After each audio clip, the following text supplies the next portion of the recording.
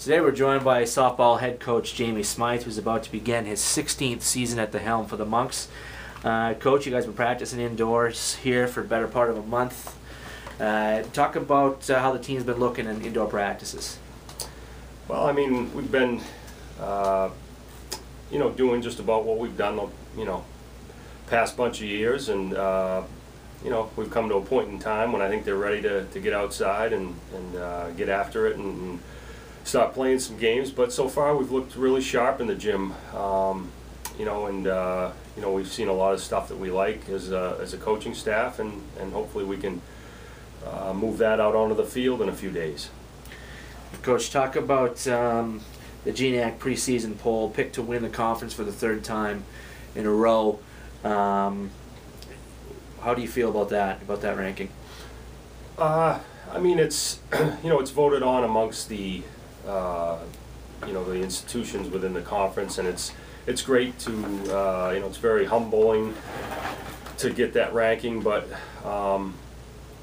in the whole grand scheme of things, it really doesn't matter. It's about the players that you have on the field and their willingness and heart to win, and that's ultimately what churns out a conference champion. It's not what your ranking is, it's what you do on the field. So hopefully we can do some great things on the field and represent the institution the best we can.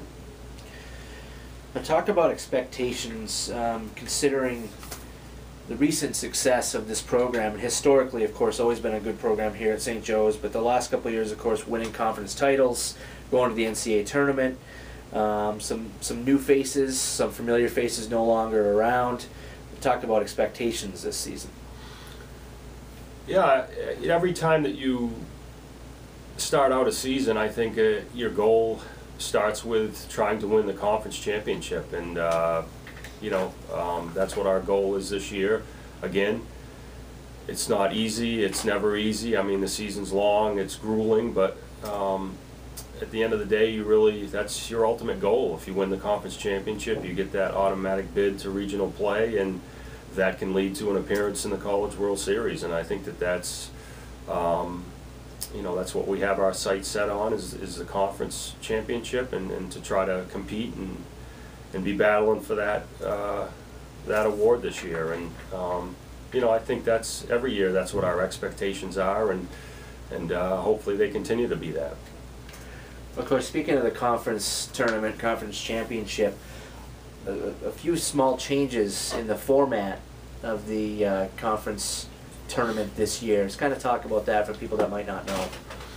Yeah, the last I think since we've been in the conference, it's been a situation where the top 4 seeds get a bye into the double elimination portion of the conference tournament, and then 5 plays 8, 6 plays 7 in a single elimination.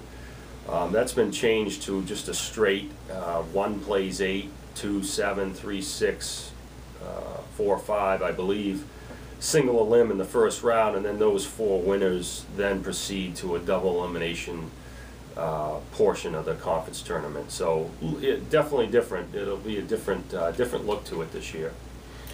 And the top remaining seed hosts that double elimination tournament throughout. Yes. Correct. Yeah. Yeah. It's favors the top seed, whoever that may be, at the end of the first day of play. Well, what are your thoughts on that? The single elim in that first round, what do you think of that?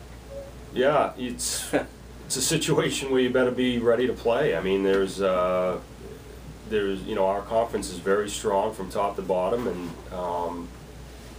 I might use Norwich as an example. Last year they were kind of hovering around that 6, 7, 8 area, and they beat us here during the regular season in a game. So just because you're the 1 seed and you're playing the 8 doesn't give you an automatic entrance into the double elimination. I mean, you gotta be on top of your game from the start of the tournament to the end of it.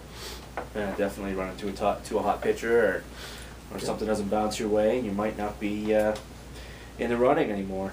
It's hard to look forward, I think, without looking first back a little bit. Seniors that left this program last year, just contributors across the board as far as You know, probably one of the better hitters you've ever had, Emily Leveroni, pitcher Maddie Cluna, and you had you know, Maria Labby. You know, the list goes on. You had some really good contributing seniors last year. How does the team move forward without their contributions?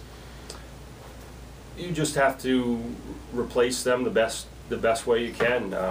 You know, every year the team takes on a different identity. You might have, you know, a lot of power, not much speed. You might have good pitching, okay defense, some speed. You know, each year is different depending on your personnel and who you have in there. And you know, clearly it's going to be a big loss with Emily and Labby and all the seniors. You know, Maddie, Caitlin Schramm. I mean, they, you know, seniors are with you for 4 years, and you get to know them. You get to really interact with them, and they're a huge part of your team. But you know, every year you have seniors that unfortunately have to graduate, have to leave your program, and you hope that you have another crop of seniors that are ready to fill their shoes right in behind them.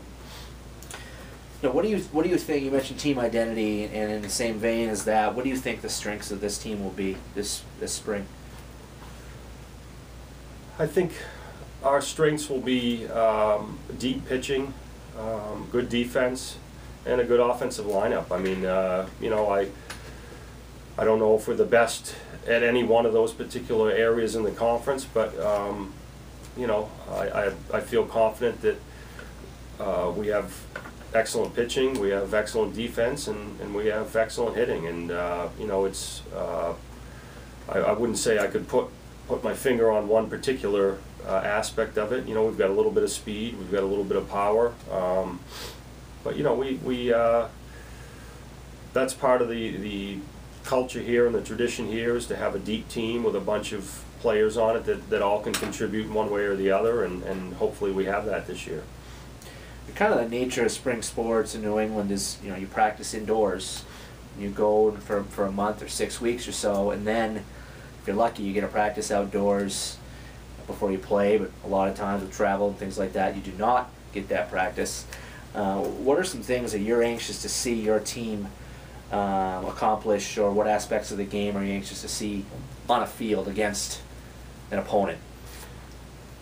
I think any situational play is, I mean, that's the value of going to Florida to begin with. You play games against competitive schools, and they're in the same boat.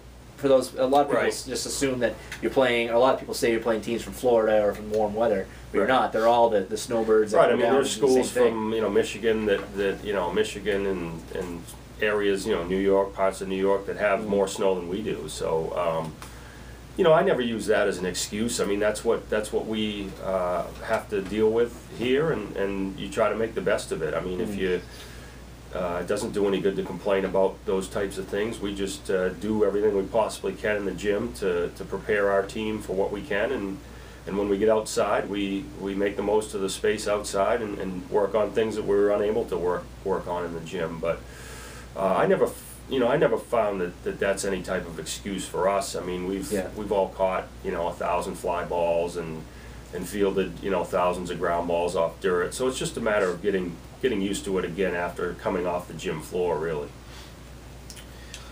Talk about some of your newcomers this year. I know we've mentioned some returners a little bit, but maybe, you know, speak to what new faces fans will see this spring. Well, we have a great group of young ladies, 5 freshmen. We've got a pitcher, Erica Belanger, that's we've had a few scrimmages indoors here in her squad, and she's thrown the ball really well. She threw the ball well in the fall. She's a very decorated player from high school, and we expect her to get time this year and step right in and contribute. Melissa Mayhew is a first baseman from Sockbee Valley. Has really looked strong in the gym as well, hit the ball well, had a successful fall. And you know, we've got Alyssa Wade, who's will play some middle infield for us. She's a really versatile athlete, can do a lot of different things, swings the bat well, and You know, we've got Marissa Hernandez, an outfielder. We've got a lot of variety. You know, we don't have freshmen that you know, are concentrated in one area. We've got Meg Pellini, who's going to be, you know, a good corner player for us, and, you know, played third base quite a bit in high school. Good hitter. Again, five real good players, and are all spread around the infield and outfield, and one as a pitcher. So we're real happy with the incoming class we have, and we're real excited to see what they can do out in Florida against different competition. On the flip side of that, you have a very solid core of returners coming back. Talk about your captains this spring. Yeah, you know, the captains we have are tremendous leaders. Kayla Vanner's senior pitcher, one of our captains. You know, these kids have been here for 4 years, and they understand what our goals are and what our objectives are, and do a good job of delivering that. We've got Danielle Schufeld, another leader, you know, captain of the basketball team.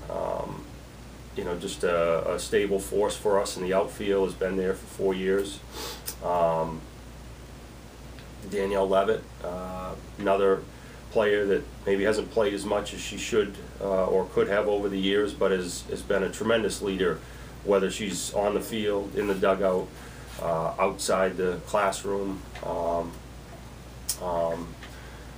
Just been a tremendous team player. I couldn't ask more from her. And then finally, Heather Tripp, you know, going to be doing a lot of catching for us this year, and has been you know, just a big-time leader for our team, and a big contributor in the middle of the lineup for us. Has played third, has played first, has caught, has done a lot of different things for our team. So, you know, we're very happy with all 4 of those young ladies and their leadership abilities, and they all bring a little bit something different to the table as well. So. You mentioned pitching as being one of your strengths. Who figures to kind of take the reins as maybe the number one? You have a few names there. Yeah, I mean, we have 5 really good pitchers. You know, I wouldn't consider us having an ace like a lot of teams do. I mean, we're not going to rely heavily on one particular individual. You know, the only thing I know at this point is that Kayla Vanner is going to start game 1 for us down in Florida. We always give that honor to a senior if we have any. You know, Teresa's going to see a lot of time. Marie had a tremendous season last year, is going to see time. And Laura Jordan and Belanger have both thrown the ball well in the gym, and are as good as anybody. So, you know, we're going to get all of them time, and, you know, it might be in different fashions. It might be in relief. It might be a spot start here or there, but, you know, we're not going to rely on one particular pitcher throughout the course of the season like some teams do.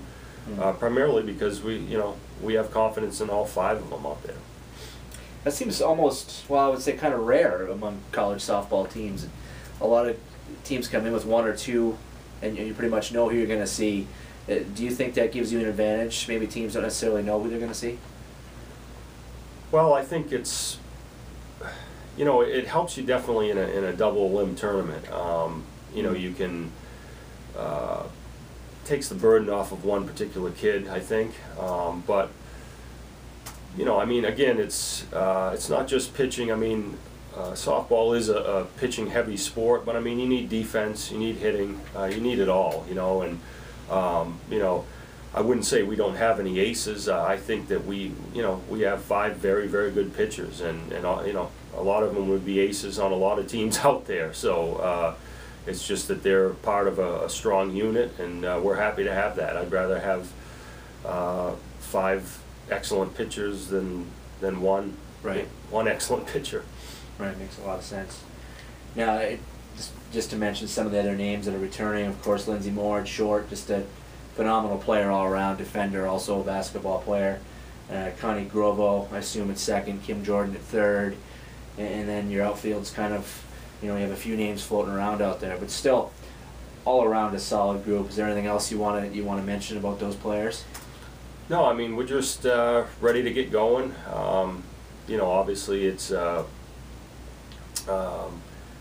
you can have some long days and nights in the gym, and I'm just anxious to see this group. We had a team meeting last night, and I spoke with them and told them that I was, you know, I really love the team. I love the way that they're coming together, and I'm really anxious to get out there and get going down in Florida. So today being Friday, Sunday, the season starts.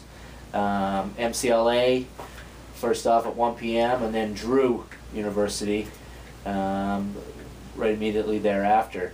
What are some things about the Florida trip that you look forward to other than maybe the games themselves, Coach?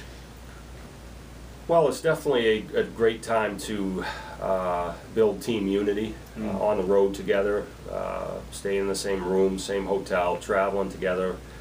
These young ladies spend a lot of time together, and it's you know, that's as valuable as fielding the ground ball sometimes, or hitting or pitching. You know, I just look forward to the team developing down there and kind of creating an identity and you know, playing some good softball hopefully, and same with us. I mean, it's going to take, the season is a long haul, and you know, everybody makes mistakes early on, coaches included. So it's just going to be a time for us to you know, hopefully get the mistakes out of the system and get the team rolling in the right direction, and hopefully playing our best softball when we should be, which is at the end of the season. All right, Coach, we certainly have this program rolling in the right direction. Thanks for your time, and good luck down in Florida and the rest of the season. Thank you, Corey.